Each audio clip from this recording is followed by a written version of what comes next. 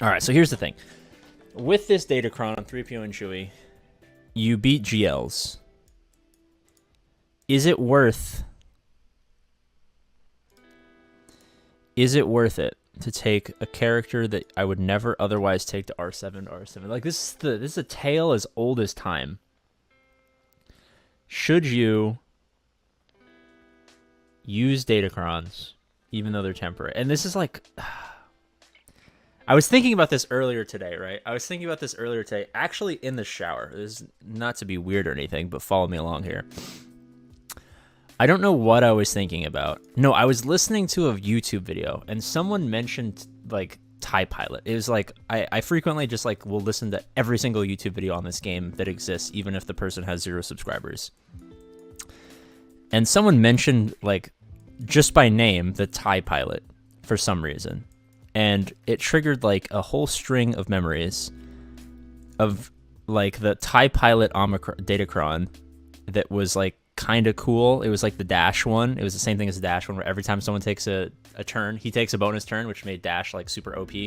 Everyone was going, like, JMK Cat on defense in TW and GAC with the Dash in there in the Omicron. It was busted. And I was thinking, like, I never needed to use that Datacron. And if I had, I would just have a Relic 7 TIE Pilot that I would never, ever, ever, ever, ever, ever, ever use. Right? I was just thinking, like R6 and R7, like, I don't have a lot of waste. You know what I mean? Like, the only R7s I have, realistically, are, like, because they're really, really good or they're a requirement. Like, Maul, really good. Gas, really good. My GLs are at 7. My GLs aren't even at 8, right? The only non-requirement R8 I have is Jedi Knight Luke, and that's just because it was a meme, and I think he just happened to become a Jabba requirement anyway, so it's not really the end of the world. Vader, good. Even my Darth Revan, who was, like, my best character for a long-ass time, I only ever took him to R6. Requirement, good. Requirement.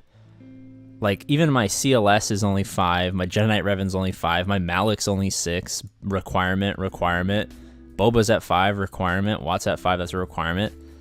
Like, it's kind of steep to ask a free-to-play player to Relic 6, Relic 7, Relic 8 a character.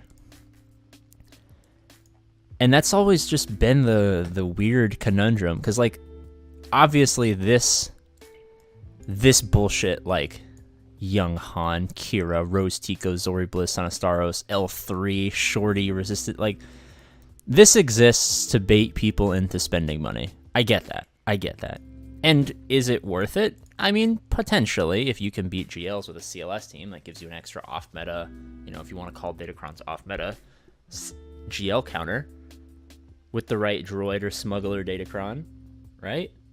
So, it just fascinates me. I don't know why it fascinates me. It's like such a stupid thing to be interested in.